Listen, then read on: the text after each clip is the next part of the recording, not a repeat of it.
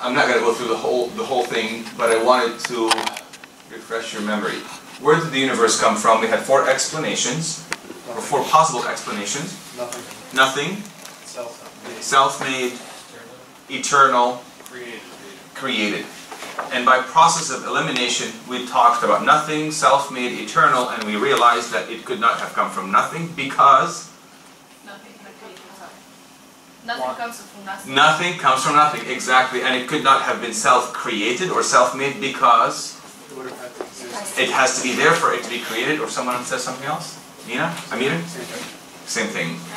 Could it have been eternal?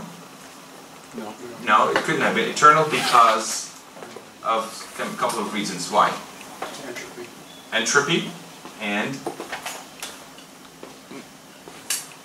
and the second law of thermodynamics, yes, which is entropy. The other thing, remember the other philosophical argument that we went through? Infinite moments. Infinite moments before today. Today has arrived. Therefore, finite moments before today. Remember? Remember that slide? All right. So if it's not self-made, if it's not eternal, if it did not come from nothing, then it must have been created. And then I wanted to pause and go over a slide that I didn't go over last night. We talked about all of these people.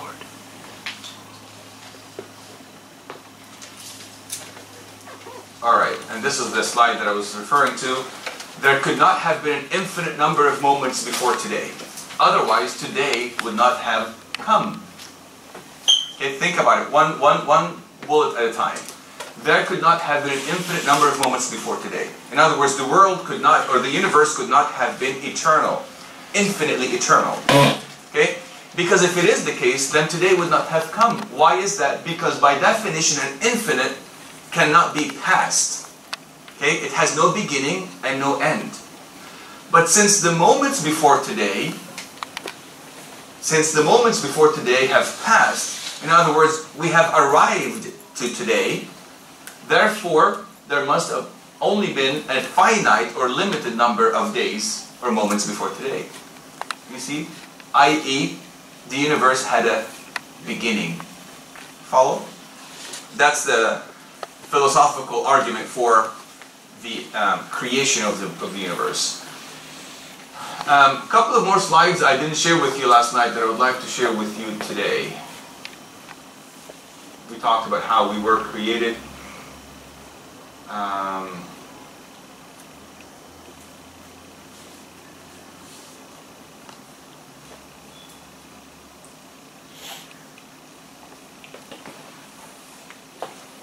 Alright, who created the universe? And we did discuss this briefly, but I wanted to put it on a couple of slides so that we can follow the argument. And I wrote this down, so follow with me. If there was ever a time when absolutely nothing existed, then there would be nothing now. Got it? If there was a time where when absolutely nothing existed, there would be nothing now. But something exists. I exist, you exist. Something exists. Something does exist, which indicates that something must have existed forever, or someone must have existed forever. Now, everything that exists can be classified, as we discussed briefly last night, everything that exists can be classified into two categories, either matter or mind. Right? Follow the same law, follow the logic. Therefore, either matter or mind is eternal. Why is that? Because something must have existed forever. And we know that everything that exists is either matter or mind. So either matter is eternal or mind is eternal. Because we know that one of these two must have existed forever, or else we would not have been here. We would not exist. Yes? Why are you saying existed forever? What is that? Why are you saying existed forever? Because if nothing had existed forever, nothing would have existed now. Why it's not decaying? Like it existed for some time, created something, and then it died, created something, and died. Why are you saying forever? I'm saying forever because there must have been a point of origin. a point of origin that has given that gift of existence to everything, single effect thereafter. So there must have been a cause, a first cause, that has that gift of existence within itself or himself, for him or it to give that gift of existence to all the effects. But what give us like an indicator that the first one is existing forever because it gave life and this thing died or it's not there anymore. Well, if it gives life, it's like a tree. The tree gave a fruit, and the fruit became another tree, but the first tree died. but there must have been a very first seed that gave rise to that tree, to that fruit, to that tree, to that fruit, to that tree. So I'm basically tracing the infinite back to that very first seed of that tree, for your example. So there must have been something that have always existed for something to exist now. I think he's arguing not the origin, but whether it will last forever also. Yeah, The word forever. Yeah. Very good. Now, this is not the argument I'm saying. Okay. I'm not saying that whatever or whoever or whatever that existed forever will also last forever. That's not the argument. The argument here basically argues for that something or someone must have existed forever. You know, in Arabic there's azali and abadi. You know, azali is Beginning. no beginning, abadi is no end. And I think no beginning, no end is sarmadi, if I'm Yeah. right. So what I'm only arguing for azali, not abadi. Okay. But in English, there's no differentiation between azali and abadi. So I'm using the word eternal. Eternal, I'm referring to azali, not abadi. Does it make sense now? Yeah, my point is that I don't see a point that it should be there forever. It's there from the beginning, yes. It's there from the beginning, and that's what I'm arguing Yes. for. Yeah. Okay. That's what I said, it's azali, Okay. not abadi. From the beginning, there's something From the that beginning. created something. Exactly. Okay. Exactly. Good point. Alright, so let's follow this again. Something must have existed from the very beginning of time. Okay? Okay? From the very beginning of time.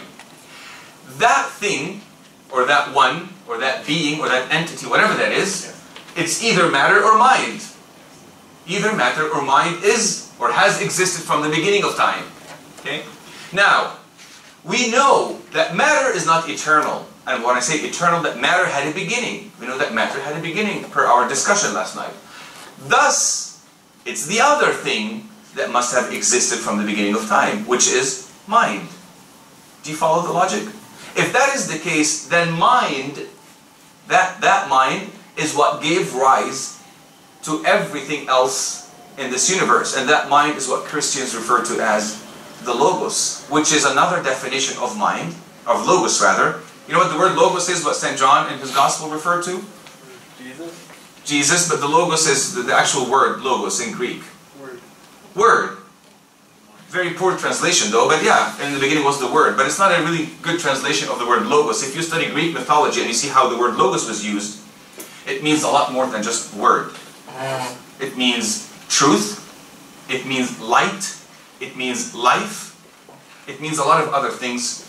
Again, in Greek mythology, you study the word Logos, and it's a complex word. Embodies in it a lot of different concepts. Okay? One of them is mind. Okay? Mind, like when you say psychology, psyche, logos. Biology, bio, logos. So the logi in these words is what? Words or thoughts or thinking about bio or thinking about psyche, which is the soul, okay, or the psyche. So that is an argument that basically says something or someone must have existed from the beginning of time, and that thing could not have been matter, it must be mind. Do you get it? The other reason why mind must have existed from the beginning of time, because only mind has the will to create. And for creation to come into existence, I have to will to create something. Matter doesn't have a will, because matter is void of a mind, and you have to have a mind for you to will to create. Irada. See?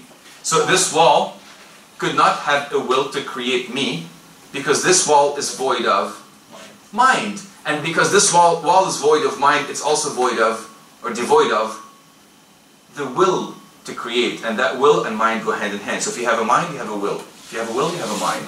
See? That's why you'll never see a Buddhist that says, God willing, because they believe that their God is a force, not a personal being with a mind and a will. See? Another variation of this argument that I wanted to share with you, I didn't share with you last night. Another variation of it. And this has to do with contingents and non-contingent and contingent, or dependent and independent. So follow the logic with me. Now everything that is either contingent or non-contingent, contingent or non-contingent, dependent or independent. What I mean to say is, this chair, is it dependent or independent? Contingent or non-contingent? Dependent, contingent upon its maker. And that maker of this chair, is he or she dependent or contingent or non-contingent? Contingent. You can trace that everything that exists in this world will fit into these two categories. Contingent or non-contingent. Okay? You got that? Now, if the universe is not eternal, or if the universe hasn't existed from the beginning of time, then it must be contingent upon something or someone that is non-contingent. Well, I know that the universe is not eternal. Therefore, the universe is contingent. If the universe is contingent, it must have been caused by something or someone that is non-contingent and independent and does not acquire his or her existence from something or someone else. Do you get it? Okay? Now, but the universe is contingent upon, again, someone or something that is non-contingent, independent, who does not acquire his or her or its existence from anything else or anyone else. Therefore, the universe was produced by someone or something that is eternal, independent, and non-contingent. And who is that something or someone that is independent and non-contingent? Someone who must be what? Who must have that gift of existence within himself in his essence. Someone who exists necessarily. And I said that last time, بالعربي اسمها ايه? واجب الوجود. That's the expression. God is, by definition, He is a necessary being to exist. Okay? And He acquires that gift, I shouldn't say acquires, He has that gift of existence within His essence. He is not granted the gift of existence from someone else or something else. He has that, by His essence, He has that gift of existence, and that gift of existence He has to give to others so that they may also exist. You see? So these are the two slides that I wanted to kind of augment what we said last night and share with you. Any comments on these two? A little bit of, and I hope it's not, I tried to make it as simple as possible. These are, by the way, this one argument is about 12, 13 pages long. I wanted to condense it to just one slide, not to make it overly complex. Yes, sir. So can I summarize that? Please do. From the two slides. Yes. There is something in the beginning that had a will and is not contingent. Yes. So everything then can come after that. Yes. Okay. Perfect. But then you said something. We have now. There is an X in the beginning. We said matter of mind. We said matter of mind. There should be a mind. There you go. A mind that has a will. There you go. Non-contingent for everything to happen. Excellent. Okay. And that's the conclusion that follows from these premises. Very good. Is this making sense? Yeah. Peter, Quick question. make it quick. Okay, so a mind is from the beginning, right? Yes. What necessarily makes that mind? Say that again. What necessarily makes that mind related to our Christianity? Nothing. Why do we automatically assume that our God is that? We don't have to assume that, but it's a pretty clear indication that it may be that. At least, if anything, It's called faith. it's called faith. But you don't want to use the word faith when you're believer. talking to non-believers, because they'll say, "Well, that's your faith. It's not my faith." But you're absolutely right. Faith, as you grow in the knowledge of the existence of God and all that, will be necessary. But if you were to put faith aside, I'm now interested to know who this mind is or what that mind is. So this at least opens the door for me to explore more And to understand, and this is what Anthony Flew, the guy I mentioned to you last night, the renowned atheist of the 21st century, the most renowned atheist of the 21st century, his name is Anthony Flew. This is the argument that he couldn't escape. And he said, well, there must have been a divine being that gave existence or rise to all of these, all the creation. Yes, sir. I have another question. I heard an argument once around the same topic, and they were focusing on the realm of time being tied in with existence, and that if someone is affected by time, there's no way that they can give or exist on their own. They have to be given existence by someone. Very good. Very of true. That's actually what we discussed. Were you here last night? I was, but I wasn't listening that much. You weren't listening, yeah. This is what we discussed last night. The element or the realm of time, as you say. And we did talk about the difference between our time and God's time. We said our time is a what? Line. Is a line that has present, past, present, future. And you only live in the present. You have some recollection of the past, no idea of what's going to happen in the future. You only live in the present, and that present dies as you live, by the way. That question you just asked, it died because it became part of the past. Okay? So the present is ever moving. As long as your heart beats, your present is ever moving towards the future. So you can actually infuse the past, present, and future in your existence right now. Because the past had just died, and the present is moving, and you're trying to follow and chase that present as you continue to live. And you're continuing to live in order for you to die in the future. Okay? Forgive the gruesome. Anyways, I mean the thought. So you have past, present, future. God doesn't have that line, to have present, past, future. God has only a dot. All of the past, present, future is infused into one dot for God, ever present. You see? So He sees what happened from the beginning of time, what's happening now, and He sees what will happen for us, what will happen in the future, but to Him it's not what will happen, what has already happened. You see? You can also trace that back. You can take this analogy and apply it in the book of Genesis, for example. Some people say Adam and Eve sinned. So God said, sent Athanasius in his book, The Incarnation of the Word, which is a book that I think everyone should read, the Gastud al-Kalima. Okay? Have you heard of it? Okay. I encourage everyone to read this book. St. Athanasius is saying, in this book he talked about the divine dilemma. Okay, there's a chapter called the divine dilemma. So God now said, God said, okay, well, Adam and Eve sinned. What am I going to do? Should I let them rot and kind of be given to corruption? Or should I go back on my word? But I'm God, I shouldn't go back on my word and forgive them. Or not forgive them, but take my punishment away. Because I said if they eat from this tree, they shall surely die. I'm God. I'm the just God that can't go back on my word. But I shouldn't also let them rot, because why did I create them if I'm going to let them, be given to corruption? So there's a dilemma. This dilemma St. Athanasius is using because to illustrate what was going on in God's mind using our language. But there was no dilemma, because God knew before He created Adam and Eve, He knew what they will do. Not only did He know what they will do, but He knew that He will send His only begotten Son, Jesus Christ, to offer salvation and redemption to Adam and Eve. Okay? 1 second, let me just finish that thought. So, how did He create Adam and Eve? He did not create Adam and Eve, or Christ was incarnate, right? People think that Christ became a human being that resembles Adam and Eve, where in fact God knew beforehand how His only begotten Son Jesus Christ is going to look like, and He created Adam and Eve in the image of His Son Jesus Christ, not the other way around. You see? Yes? I guess I have trouble with this argument because of free will. Simply the fact that we're acknowledging the omniscience of God, and then we're saying that we still have free will.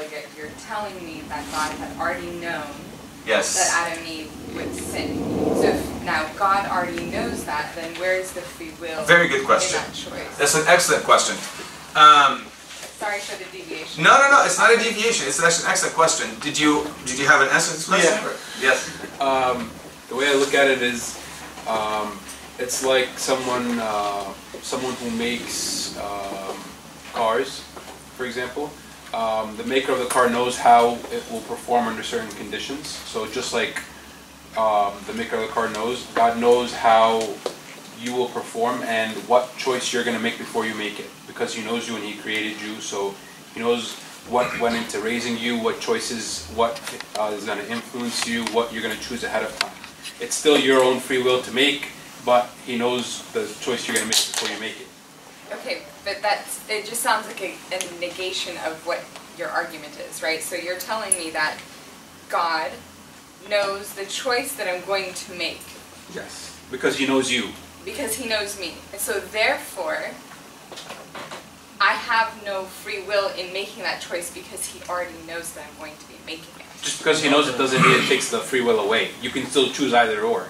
It's just because going back to the point that God is outside of time, He sees the choice you're going to make before you make it, because you can't see the future. So you're saying He sees the choice that I'm going to be making. Okay, so let's say that I have two decisions. I can make, A or B. Yeah. So God knows that I'm going to choose A. Let's just say. And then what if I deviate on that path and I choose B? So now God also knew that I was going to choose B? He knows the outcome regardless of which Yes. one you choose. Like he sees both ahead, like he's not one-dimensional. Okay. Yeah.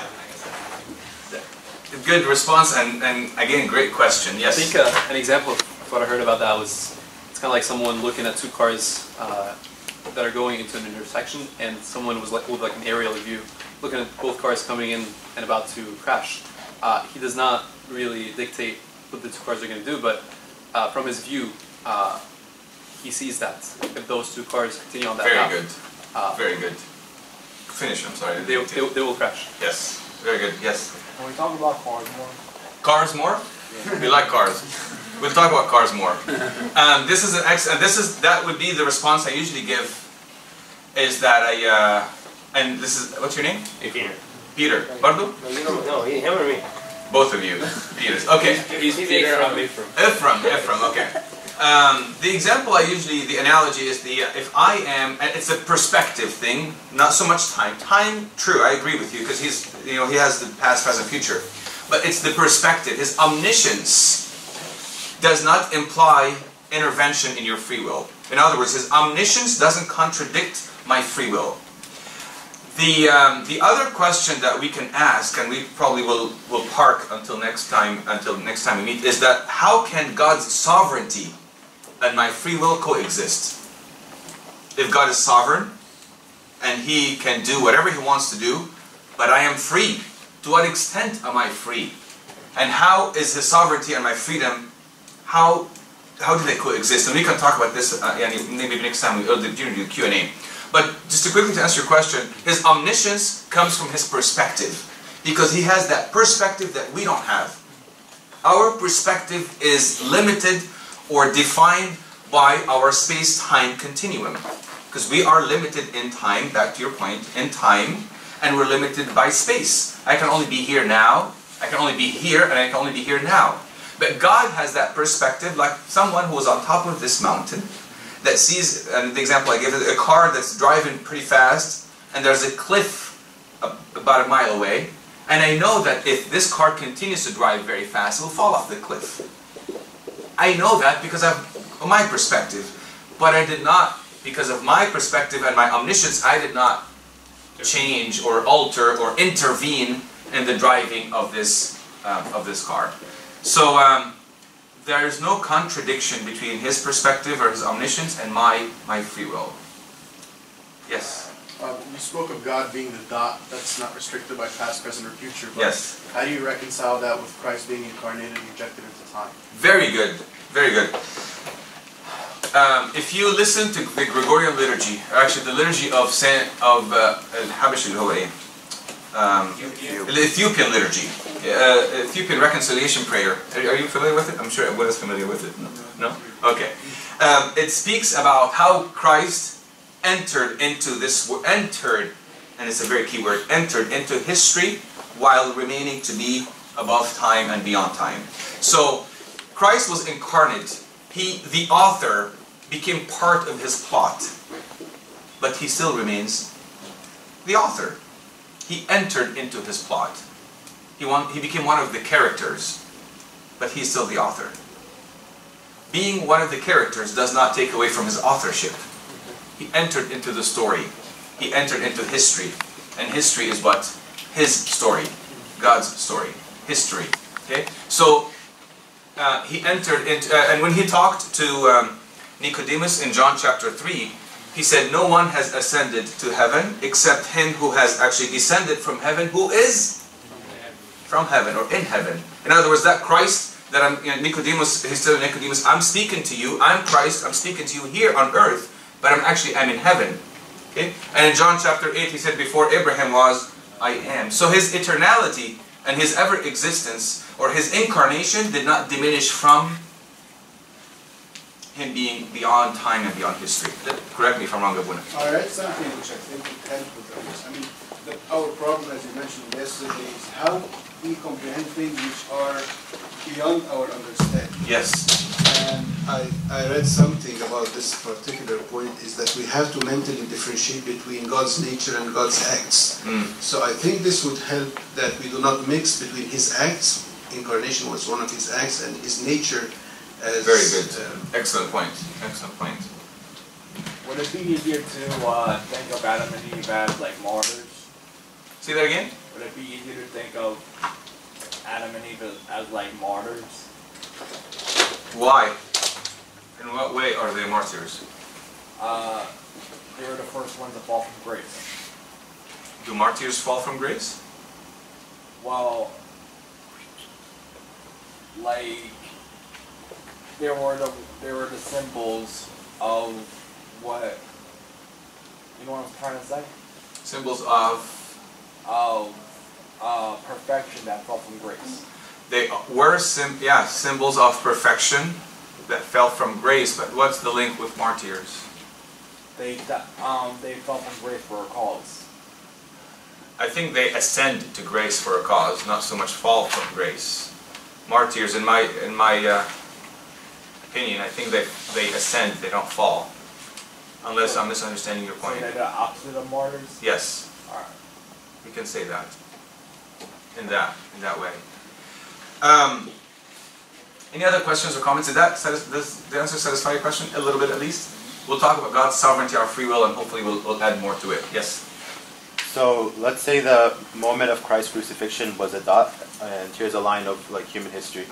And so God is outside of human history, is outside of that line. Yes. But let's say there's like a cursor that's just moving, and that's as time progresses. Yes. So the moment it goes past that dot, the moment that Christ is crucified, he was crucified as an event in human history. Correct. To us. Yes. But that's not an event in history with respect to God. So does that mean like he's always feeling the pain of the crucifixion, or is there a difference between how he felt at the moment of the crucifixion and how he feels before or after? Like, is he like crucified eternally? Yes, very good point. Because he is God, well, let's separate two things. The crucifixion took place in time, and we know exactly when it took place and where and how and all of these things. So it was a moment in time, the crucifixion itself. But because of who was crucified, God, because he was God, beyond time, over time and all of that, that moment that took place 2,000 years ago became an eternal moment. So it's both together, a moment in time, and because God was the one that was crucified, it became an eternal moment. So that crucifixion, or the benefit, if you will, of this crucifixion, the grace that comes out of this crucifixion, was actually امتدت لغاية from the beginning of time until the end of time, simply because who was crucified. So how God basically took that line and made a dot in it, and that dot continues on over time. You see? That dot is the moment of crucifixion that spreads over time, simply because he was divine. And then we can go to who was crucified, is his divinity, his humanity, and that's a whole different, that's a theological argument that we can discuss later. Yes? I think this is also another argument that we can use when we talk about on Thursday before the crucifixion. Excellent. His body and Yes. his blood. How come he offered it when the crucifixion happened the next day? Yes. But again, if we take the element of time and he's beyond time and he's not limited by time, then it makes complete sense. Yes. Otherwise, Although if you read, I don't want to get political, but if you read from when I went to Miskin, he has another explanation, but you're absolutely right. Yes. We can talk about that offline. Yeah. The Eucharist is another example. When we use the word anamnesis, which is doing this in remembrance of me, we're not just remembering what happened 2,000 years ago. We are actually repeating the actual event of the crucifixion in that same time of the liturgy. We're basically i'adat hadath, as they say. We're recalling. It's a recollection of what happened 2,000 years ago. We're not repeating. We're not crucifying Christ again. We're only repeating that one time he was crucified, bringing that event back, because it's beyond time. That's why any procession, when you are in church, by the way, when you are in church, I'm digressing a little, so forgive me. When you are in church, you are what? You are in heaven, and heaven is not subjected to time. And if you have a liturgy book, okay, I'll look it up very quickly, and Abuna can help me out. In the liturgy, we say, therefore, when we commemorate your holy death, your holy resurrection and ascension and second coming, all of that. Remember that part?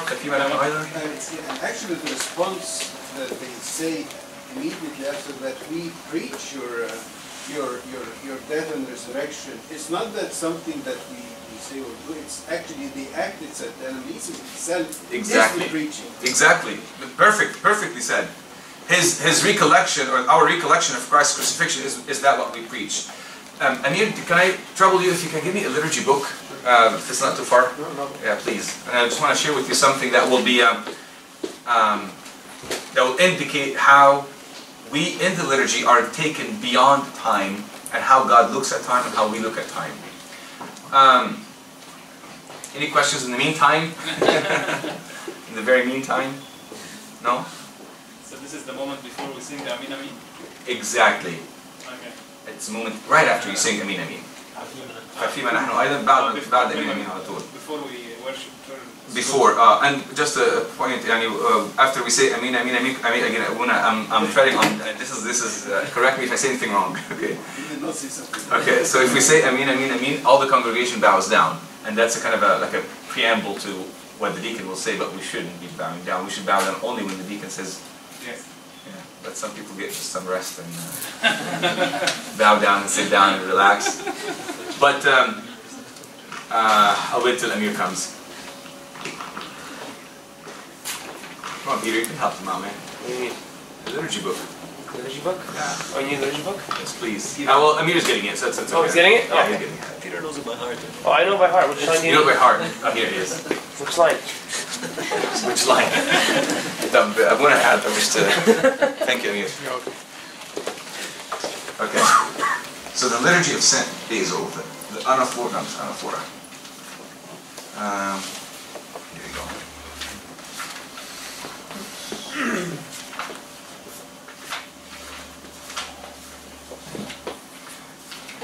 Okay. So the priest says, therefore, this is after Amin, Amin, Amin, your death, O Lord, we proclaim. The priest says, therefore, as we also commemorate. You know what commemorate means? Remember. To remember. So usually when you say commemorate, you are remembering something that happened. It implies a past event or events. Commemorate what? His holy passion. Did it happen? Yes.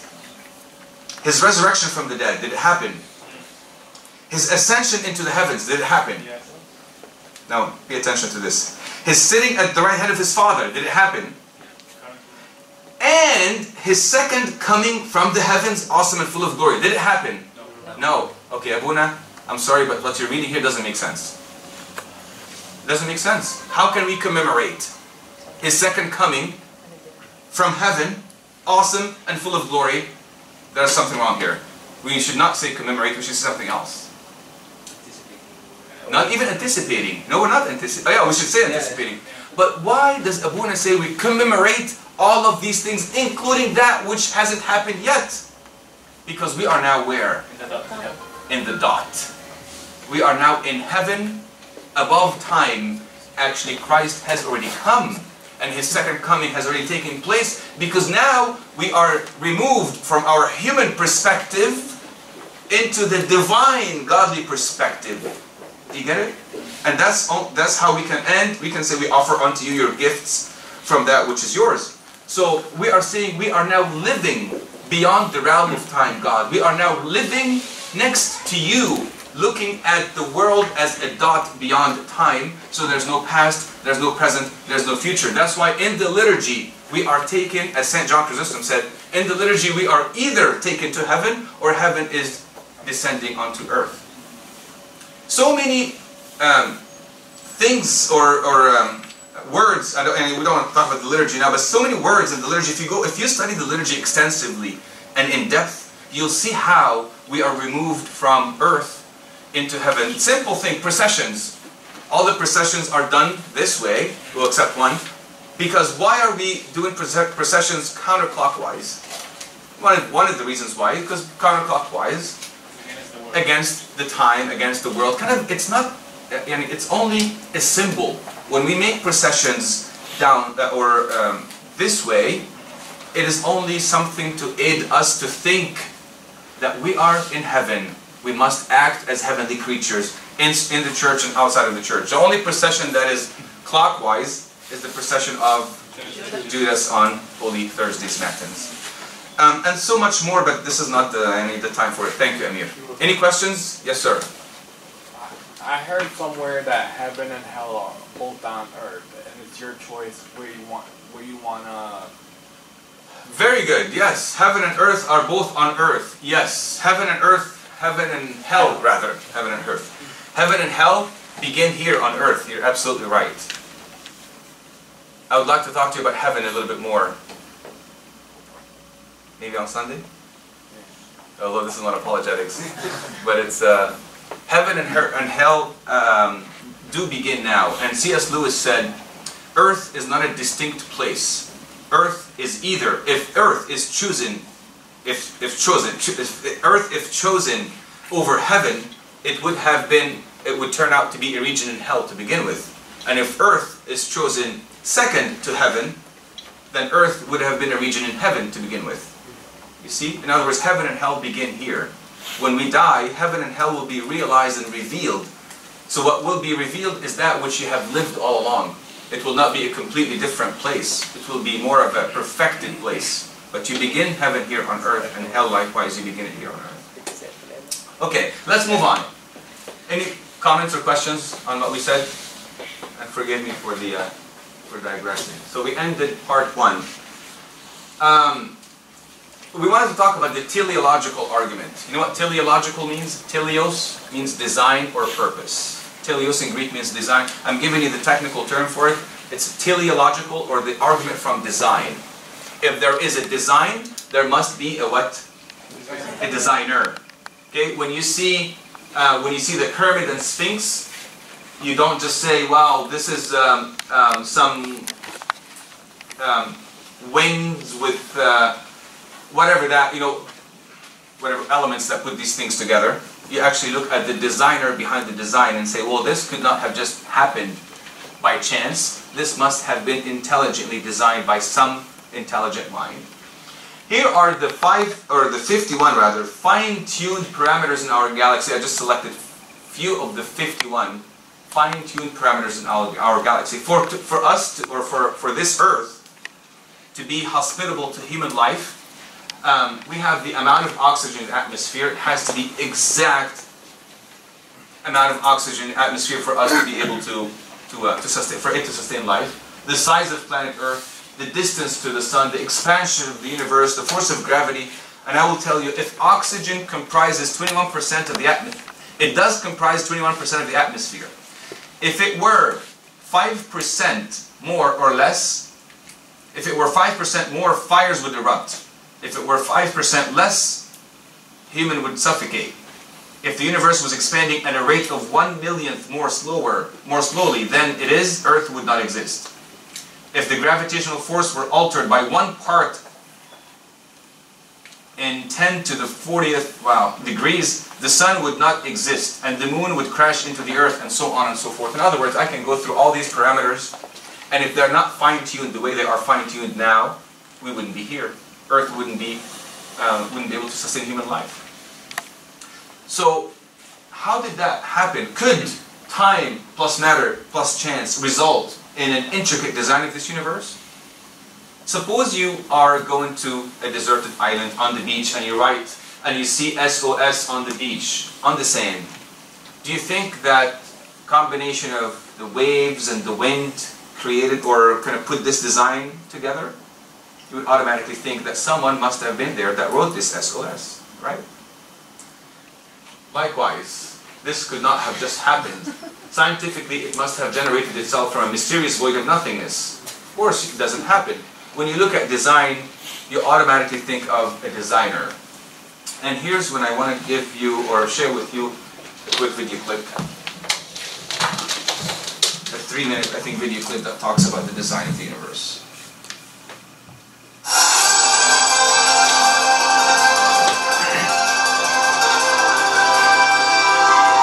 Since the beginning of time, all the matter in the universe has been governed by precisely balanced laws and constants. During an interview with Robin Collins, a philosopher with degrees in mathematics and physics, Strobel learned how these laws offer compelling evidence for a creator and conspire to make the universe habitable for life. The laws of physics are balanced on a razor's edge for life to occur. For example, if you didn't have something like gravity that pulled matter together, you would never get planets, you wouldn't get stars, you wouldn't get any complex organisms.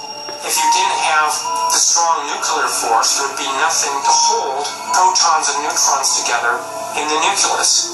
And so you wouldn't have any atoms, so no chemistry. If you didn't have the electromagnetic force, you would have no bonding between chemicals. You'd have no light, and the list goes on. So you need all these sorts of fundamental principles have to be in place in order for life to occur. Wipe out one of those principles, wipe out one of those laws, no life. Strobel learned that life also hinges on the precise strengths and relative values of many different physical constants. One example of this fine-tuning is the force of gravity. Imagine a ruler divided up into 1-inch increments and then stretched across the entire universe, a distance of some 14 billion light years. For the purposes of illustration, the ruler represents the possible range for gravity. In other words, the setting for the strength of gravity could have been anywhere along the ruler, but it just happens to be situated in exactly the right place so that life is possible. Now, if you were to change the force of gravity by moving the setting just 1 inch compared to the entire width of the universe, the effect on life would be catastrophic. No large-scale life forms could exist. Anything that was more than the size of a pea would be completely crushed. So you might be able to get life of a very, very primitive sort, such as bacteria, but you could never get conscious observers. The strength of gravity is just one of at least 30 separate parameters that must be finely tuned to produce a life-sustaining universe. 51 to be exact. The video goes on, but if you're interested in the entire series, I think it's about 1 hour and 20 minutes. Let me know, I'll send you the link. Questions on the videos or comments? Interesting? I love this stuff. At least it's interesting to see how the world is designed by a master designer like that, who took his time doing it, although he's beyond time. Romans 1 says what? For since the creation of the world, and I promise you I'm not going to share with you biblical references, but malish, I couldn't help. There's a couple of references, and then we're not doing Bible scriptures anymore, or scripture references anymore. For since the creation of the world, his invisible attributes are clearly seen, clearly is the key word here, being understood by the things that are made, even his eternal power and Godhead, so that they are without excuse. Who are they? Those who deny the existence of God.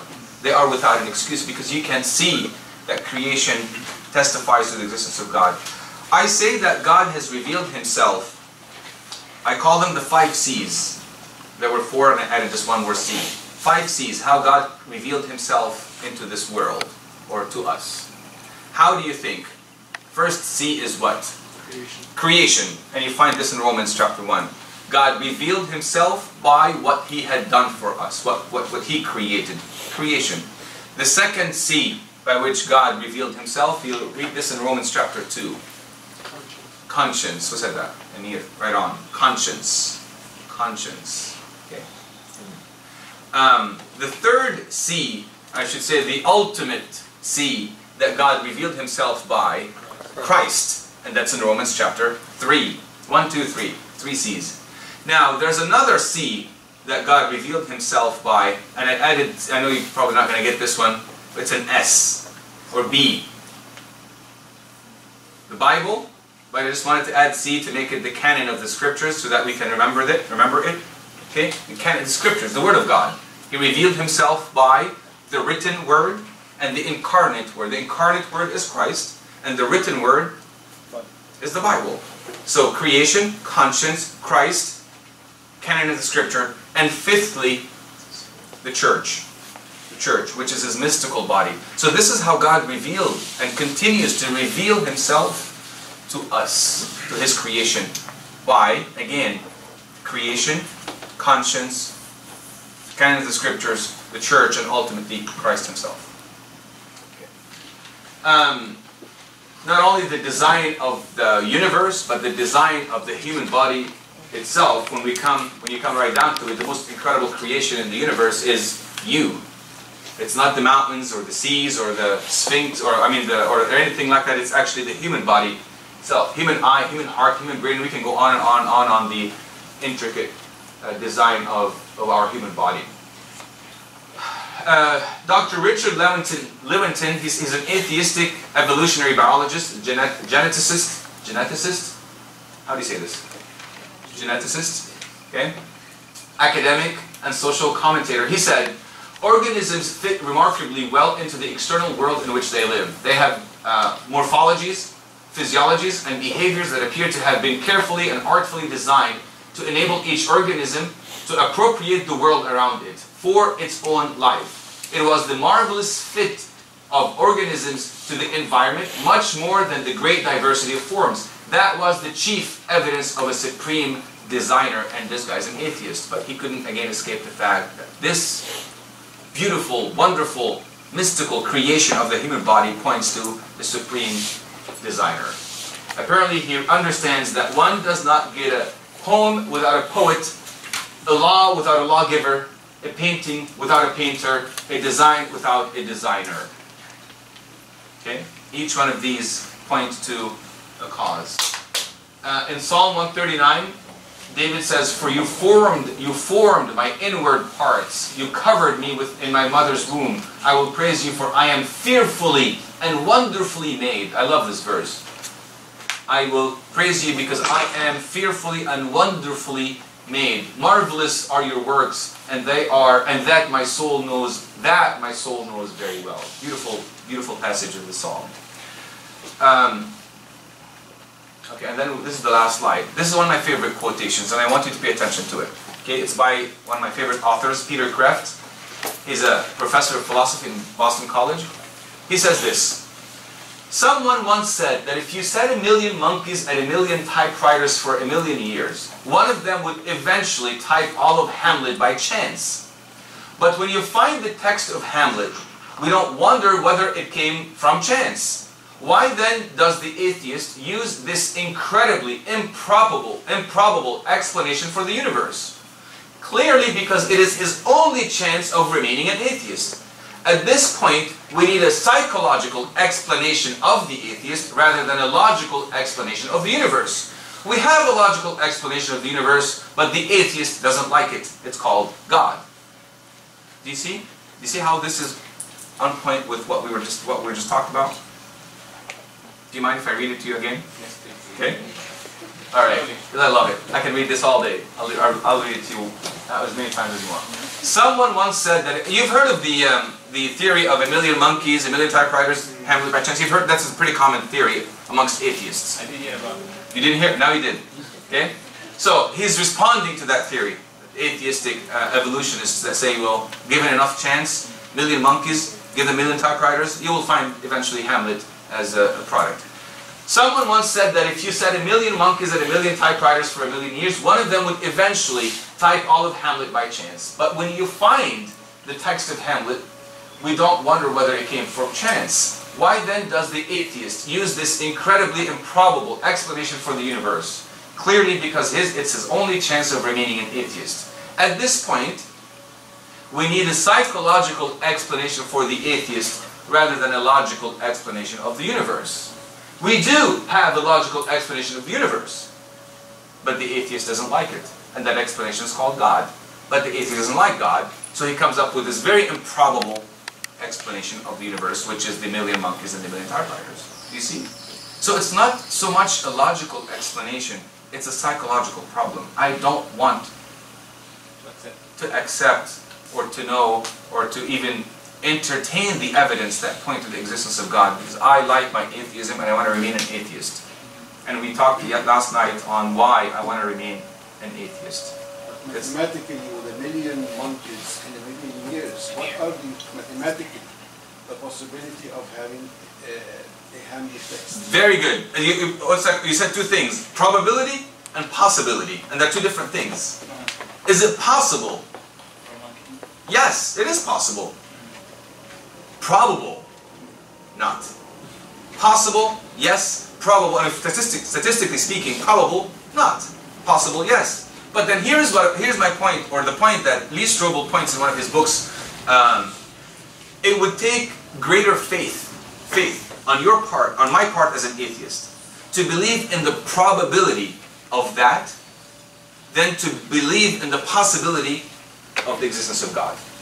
You see? Which faith?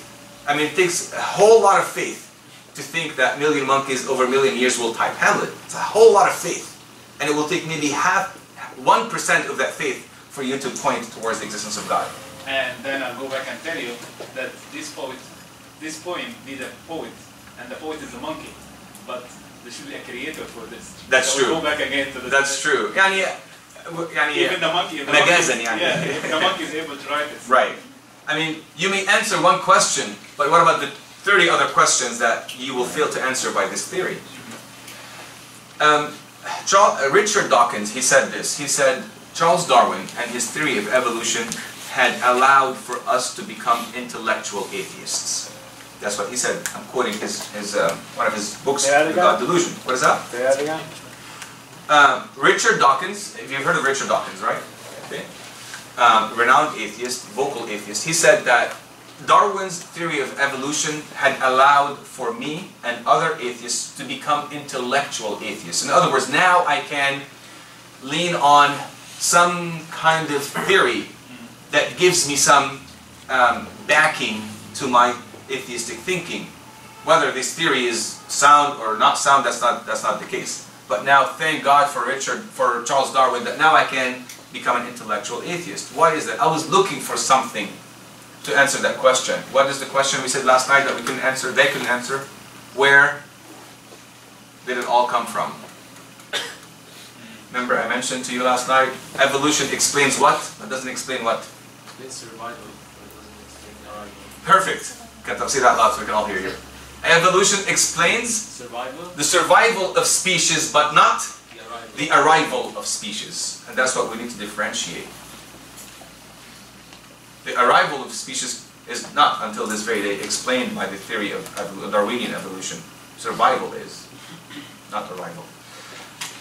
Comments? I think we should conclude. Unless you guys have questions or... You have another hour. Another hour? Yeah, you got plenty of time. Okay. It's up to you. Yes, sir. Sorry, I was here yesterday. Just a quick question on that stuff. So, arrival, are we referring to that particular species or the arrival of species? Species. Okay, sorry. Yeah, not just one. Arrival of humanity. But maybe we can take a... Yes, sir. Yes, ma'am. I was going to say, so is it safe to assume that theistic evolution describes the arrival of... Yes. Yes. Very good point. Do you all know the difference between Darwinian evolution, naturalistic evolution, theistic evolution? Do you want to know?